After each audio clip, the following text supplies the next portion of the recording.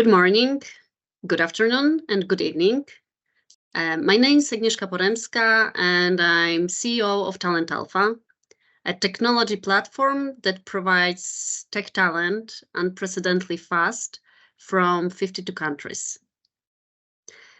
Together with our partners, we regularly publish the Future of Work report, which covers the most current trends in the world of work.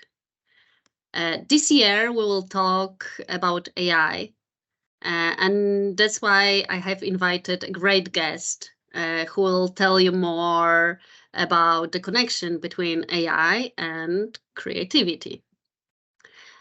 So let me introduce our great guest, Erik Guzik, an assistant clinical professor in the University of Montana's College of Business. Good morning, Professor Guzik. Good morning. Thank you so much for inviting me. It's our pleasure. The professor and his team recently published a study suggesting that artificial intelligence can match the top 1% of human thinkers on standard test of creativity. And this research was cited, for example, by CNBC and many other media. So you're famous, Professor Guzik. Thank you very much for accepting our invitation to become a speaker to our report, but also for agreeing on recording this material.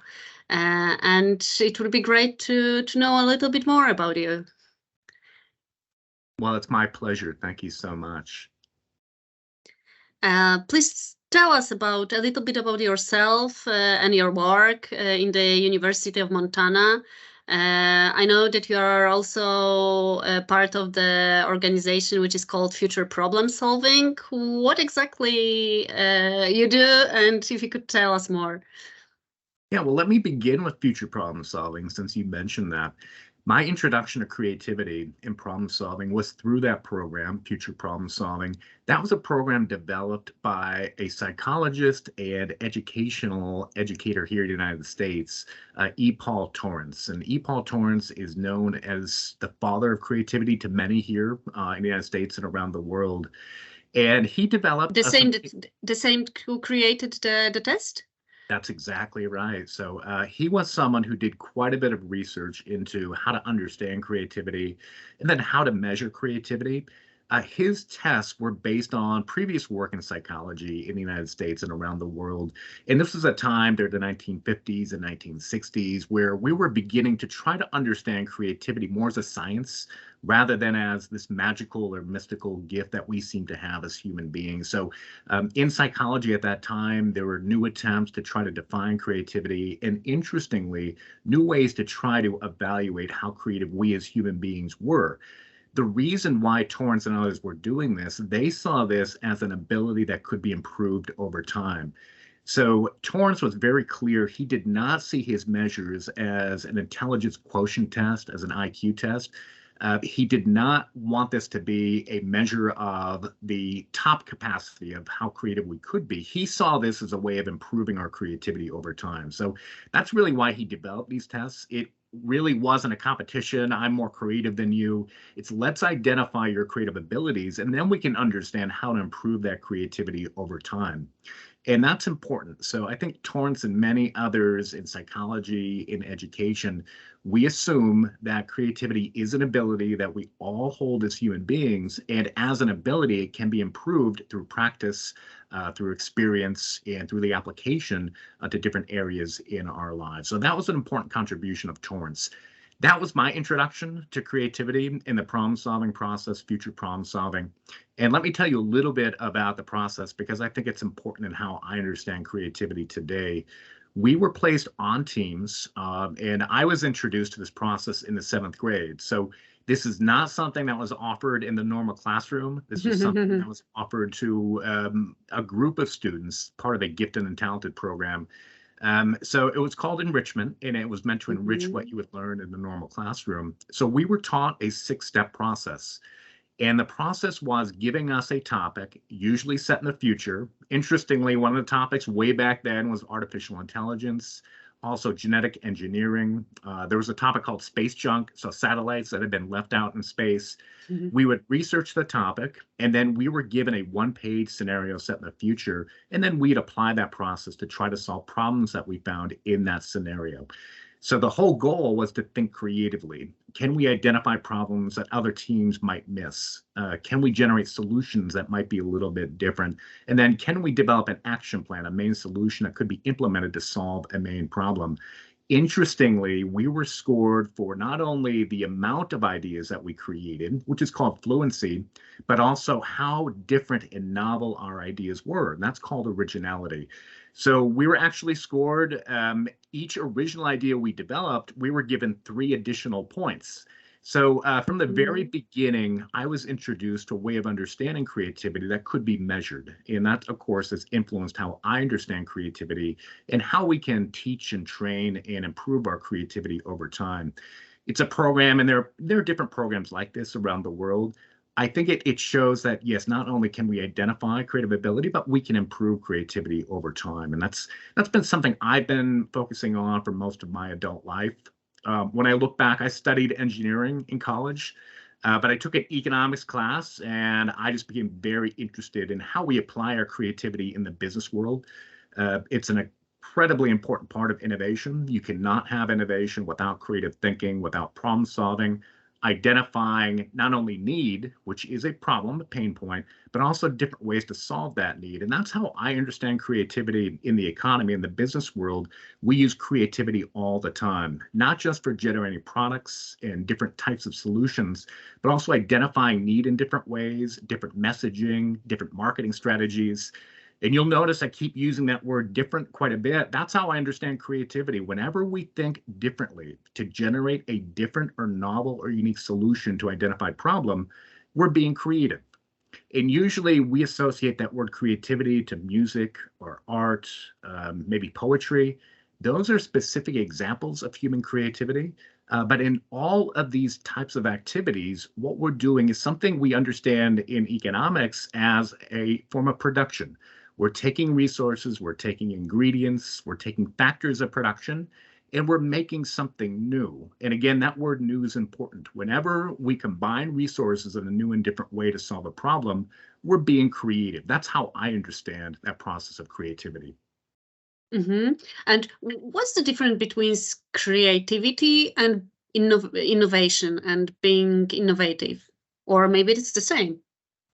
Yeah, and there are different ways to understand how these terms connect. I think a very useful way to understand how these two are related, I see innovation as the application of creativity in the economy, the world of business. So whenever we're trying to generate a new and different product, let's say, and I'm focusing on the product end of being creative, that could be something that's very useful to the end user. It might even change an industry. That would be an example of innovation. So innovation depends on the application of creativity. You can consider creativity to be an ingredient, a vital ingredient, I would say an essential ingredient of innovation. So there are different ways to understand innovation, but whenever we apply our creative abilities to create a new product, to distribute a product a new way, maybe to become a little bit more efficient, right, in how we produce that end good or service, we're being innovative. We're applying our creative ability in the business world, in the economy, in order to meet user need. Mm-hmm. And you said that you were also studying the economy. So how much does it influence your research and your study? Do you think how to implement something in business?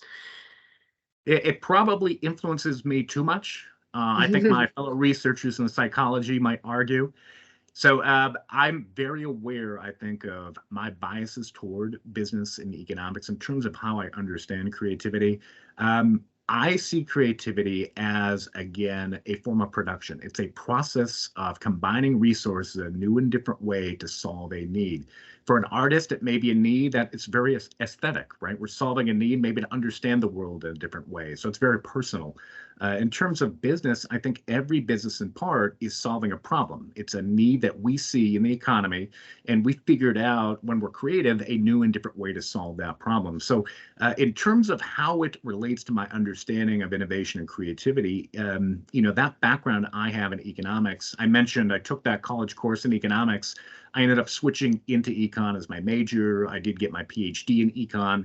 And part of it is, I think for me, understanding an economic system, understanding economic development, economic growth, why some nations and regions become successful industrially and economically, it depends so much on innovation and the application of creativity.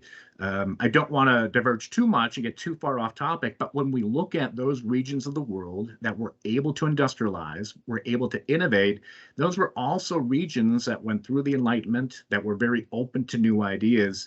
That culture of being open to new and different ways of thinking is so critical for economic growth and development as we begin to understand creativity as an essential ingredient of innovation. Yeah, it's very interesting. Can you tell us more about your recent studies when you checked out how AI is behaving in the test that you mentioned in the Torrance test? So part of our work, and I do teach entrepreneurship in the College of Business at the University of Montana, we're constantly providing opportunities for our students to apply their creativity, to think of new problem areas, new areas of need that they could help respond to, new types of products, new services. And again, I'm using that word new quite a bit. So it's a matter of training our students to think in a particular way, and that's the creative thinking process. So there are different tasks we will give to our students, very simple things. How many different problems can you think of in this industry, for example? So there are certain tasks that we had been using in our classrooms with our students. We began to use these with ChatGPT, and we started with GPT 3.5. And when 4.0 came out, when we were submitting these tasks in ChatGPT, the responses were surprising. They were very novel, they were unique, they were responses that we did not expect. So not only were they different, but they were relevant to the tasks that we were providing the ChatGPT. These are all factors behind creativity. Whenever you see those types of responses from your students, you get excited, right? Many of us, when we're creative, we hear that term aha moment or eureka moment. When we're in that flow state of creativity, often ideas begin to appear. We're not sure where they're coming from. And it's part of the subconscious, many in psychology believe. But our brain's making connections, snapping things together in a new and different way. And we ourselves are often surprised by that. And it's exciting, right? That's the exciting part of creativity and such an important part of innovation. Anyway, we began to see ideas appear within ChatGPT, which excited us. These were new and different, relevant, unexpected ideas that could be applied to the problem that we were giving to ChatGPT. So it occurred to us there's something happening with GPT-4 that seems to be a little bit different than what we've seen in the past with AI. We didn't want to use the word creative yet, but it seemed like AI and GPT-4 were being very creative in how they're responding to our tasks. We decided then as researchers, let's give it the standard test of creativity and just see how it performs. And what were the results? So we took the Torrance test of creative thinking, developed by E. Paul Torrance, and it measures 3 different measures of creativity. The first is just the number of ideas that are generated by the test taker. That's called fluency. Now, we were pretty sure that AI and GPT-4 would do well on fluency. It's generative AI. It does very well in generating a large number of ideas quickly. The second measure that's usually evaluated is the variety of ideas, different categories of ideas, shifting in thinking processes. That's called flexibility. So we didn't know what to expect with flexibility because this is a little bit different. It's not the quality of ideas or the quantity of ideas. It's the different variety of ideas. And then finally, the third measure is originality. Originality is the novelty and uniqueness of the ideas generated by the test taker. So when we did get the results back, we gave ChatGPT the test 8 times. So we used GPT-4, that was the engine. We gave GPT-4 the test 8 times through ChatGPT. And then we also gave the test to our students. We collected them all together and we sent them to a group here in the United States that scores these tests. So it's a private company. They score the tests and they provide you with the results. So we got the results back, and GPT-4, all 8 of the samples that we provided, they achieved the top 1% in fluency. That to us was not surprising. We expected that. For flexibility, the 8 tests achieved the top 7%. So it was the 93rd to 99 percentile based on human responses. What was most surprising for us was originality. So the 8 tests all achieved the top percentile in original thinking relative to, it was over 2,000 different human test takers that were in grades 13 and above that this private company compared the GPT-4 results with. So that was the most surprising result, the originality of responses that are now being generated by AI models, including GPT-4. It's really interesting. But this company didn't know that it was created by ChatGPT, or did they know? No, they did not know. And part of the reason why we designed the experiment the way we did, we did not just want to send in 8 GPT-4 responses tests. We did want to mix that in with the responses from our students. So they didn't know. Now, GPT-4, of course, is going to create electronic responses. So we had some research assistants take those responses and they wrote them out by hand into the test itself. The test is a booklet, and the booklet still today requires the test taker to complete everything by hand. So the evaluator expects that the responses will be handwritten. So all the responses were handwritten, including the GPT-4 responses. And in a way, what we did, we mixed them together, and we could tell that GPT-4 was going to perform well. We didn't know how well, but it generated a large number of ideas, just looking quickly at the responses, a large variety of ideas. And again, through our experience using GPT-4, we could see the ideas were novel. And that is exactly what was borne out in the scoring. Again, top percentile for fluency and originality. Interestingly, it didn't perform quite as well on flexibility, so we tried to explain that in our research paper. I think what we see in the future, training for these AI models to think more flexibly, is going to be key. And let me mention, we did not do any training for the AI or GPT-4. We copy and pasted the prompts into ChatGPT. So there was no pre-training, there was no coaxing, there was no saying, well, this is pretty good GPT-4, but did you think about how to connect this to, let's say, virtual reality? None of that. It just, we copy and pasted the prompts, and then we just shared the responses with the private company that provided the evaluation scores. When thinking about training, do you think it's possible that somebody did it before? So put some questions from the Torrance test?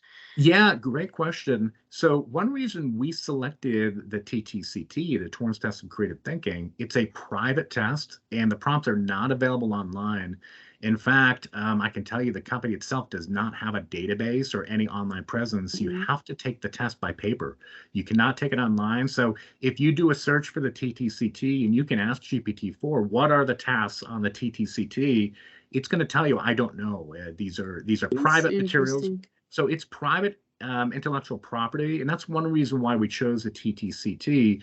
These are prompts and tasks and activities that really aren't available in the public.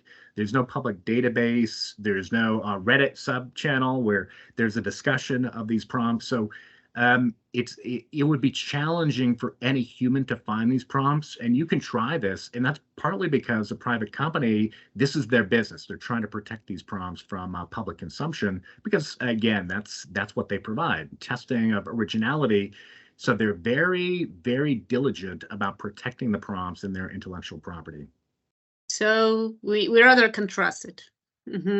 Yeah, and it's interesting. There are some tasks that other studies have used, and these are common creativity tasks, and you've probably heard of some of these. There's an alternative uses task, things like how many different ways can you think of to use a paperclip? The classic example in psychology, how many different ways can you think of to use a brick? So that task is out there. You can find thousands of responses on the internet and public databases. That prompt, yes, I think you could argue, well, maybe ChatGPT found those responses. That's different than the task we gave GPT-4. These responses and these tasks are not available in the public, and I can't even share with you what they are because it is protected. Okay, understand. Sure, don't do it. Don't do it. I can tell you it is product improvement. These are real life tasks. And that was one thing that Torrance tried to include within his testing. These are everyday creativity tasks, especially relevant, I think, to business. And that's probably, again, my bias toward economics and business. It probably pushed me a little bit closer toward Torrance, TTCT. But the tasks themselves are asking questions, considering consequences, also improving a product. There is a multiple uses task. Many businesses have to think about different markets and how to use their products in different ways. So that's a very appropriate creativity task. And then there's also an imagination task that's given in the TTCT. It's an improbable situation that the test taker has to consider what would happen if the situation would take place. And again, I mentioned future problem solving earlier. These are scenarios set in the future. This is kind of similar. Imagine we have this improbable scenario. What would happen? It's called just suppose. Just suppose this happened. What would be the consequences? That usually involves imagination. It involves very original thinking on part of the test taker. Well, GPT-4 performed in the top percentile on that task as well. In fact, 95% of its responses for that task were considered to be original. It's really interesting. And what exactly does it mean? Does it mean that ChatGPT AI can be as original, as creative as we are, or this is only a part of our creativity, only one aspect of our creativity? How do you understand it in a bigger picture? Right, and I think that's where the research and the discussion is now going. I think we're trying to be careful not to interpret too much what these results mean. There are different ways to understand creativity. Because of my background in business and economics, I think I'm drawn to these understandings of creativity that focus on the product. And that's just one dimension of creativity. You can also look at the process of creativity. You can look at the people behind creativity, their behaviors or idiosyncrasies, right? Many creative people are just different. They think differently, they act differently. We see that all the time in the world of entrepreneurship. It's challenging for us to even look at that in terms of AI. What I can say, it suggests that at least one form of creativity, which is combining elements to produce something new, that seems to be what we're simulating in GPT-4 and other AI models. So AI is very good at combining resources in new and different ways. And if you think about it, it makes sense. AI models have they have access to amounts of data that we humans do not have access to. And that is one advantage of AI. You might argue it has access to the totality of human knowledge in many ways. So in terms of the different combinations it's able to make, it's endless, right? So it can make significant combinations that are just leaps and bounds beyond what we have the power to do, only because its access to knowledge is so much greater than ours as individual humans. The challenge, though, for AI has always been not creating different combinations, but creating these different combinations that are relevant or appropriate or useful or have utility for the task that's being given to AI. That seems to be what's now being improved quite a bit in the realm of AI. Not only is AI developing different ideas, but they're relevant and useful. And again, we're just at the beginning stages of what AI is capable of in terms of generating new and different ideas, which again is our definition of originality. But if you were to ask me, how is it able to do that? Not getting into the technical aspects, but it's taking different forms of information and knowledge and inputs and ingredients, and it's combining them in different ways. And it's now useful, those different types of combinations it's creating. And we might imagine this is something that's probably going to be improved quite a bit in the upcoming years. And what do you think, what does it mean for business? There is a huge discussion now. What kind of job positions will be given to AI? Does it mean that we'll give them more creativity tasks now? We used to think that it's our domain, being creative. Now it occurs it's not, or maybe it's not. So what do you think? What are the implications for business? Yeah, so, there are different, I think, areas that researchers are now exploring. Some are very philosophical in terms of what this means. Does this mean we're going to be replaced as human beings? Some are very anxious, of course.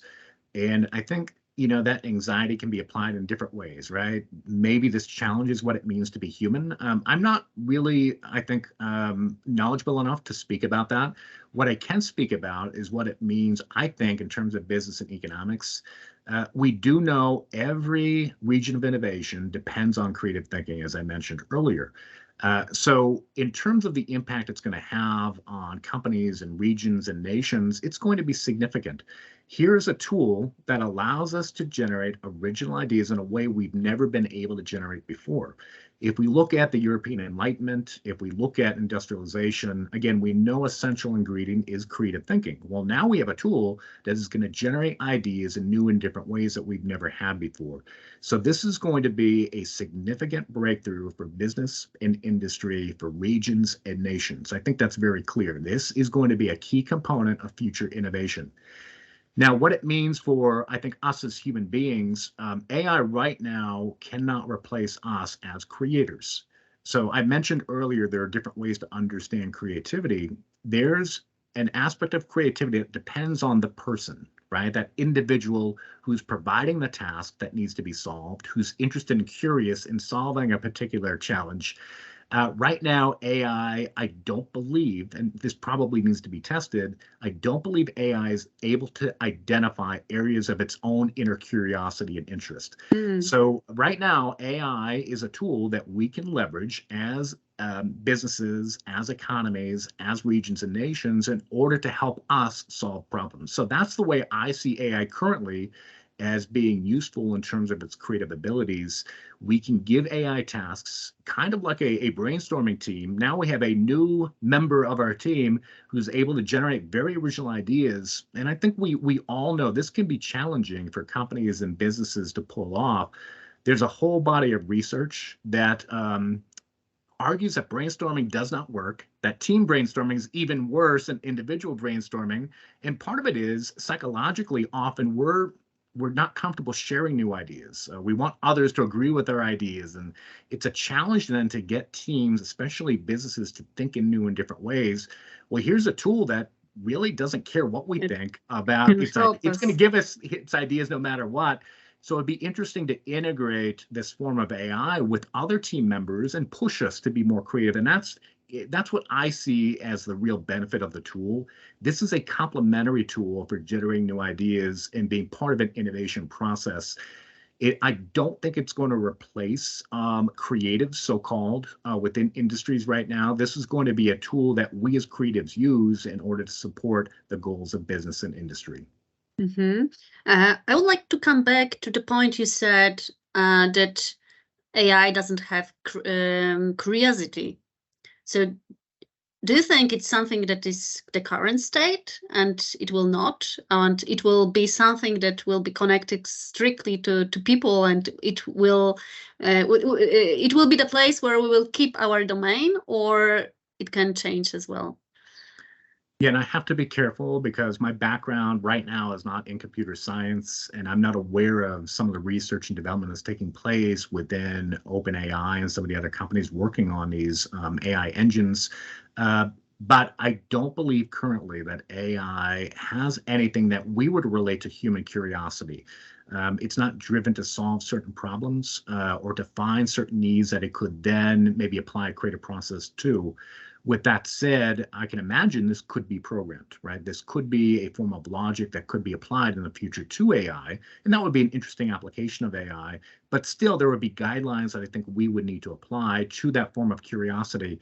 And you could argue we as human beings, we have the same guidelines and guardrails, right? So we're curious about those things that we're exposed to in our environment.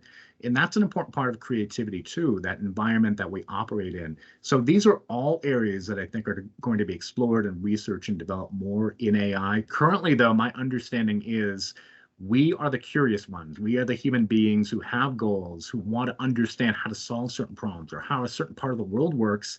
In that case, we can leverage this technology to satisfy our curiosity, to solve problems in new and different ways using this tool. And what's the next step for your research team? So where now? So, being interested in business and economics and the application of creativity, we are looking at developing tools to assist with that entrepreneurial process and the innovation process. I'm a believer in team problem solving, given my background in future problem solving and programs like that. So I do see AI as being an integral tool for innovation at the enterprise level and also the regional and national level. So we're working on some applications now to leverage some of these tools. We're calling them agents, and what we're looking at how these agents can work together, these different models of AI through a creative process, but also working with human beings to solve problems. So I mentioned earlier the six-step creative problem solving process. There are different processes that we are creative in as we solve problems. Design thinking would be one, creative problem solving is another.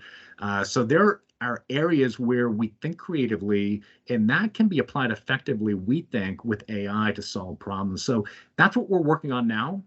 Some of the feedback we've been getting about the TTCT, it is designed to measure and evaluate divergent thinking. So it's been designed to measure difference, right, and how we think differently. We do know when we develop creative ideas, it's not just about developing different ideas, but selecting the most appropriate idea, right? So we're taking a large number of ideas and we're winnowing that large window of ideas down to maybe one or two. What's called convergent thinking. So that's what we're looking at next in terms of our research and product development. How do we work with AI, not just to generate a large set of ideas, but to begin to look at the most appropriate idea for the need or problem that we're trying to solve? It sounds fascinating. So I understand to hear more about it. It would be great to join the business school at University of Montana.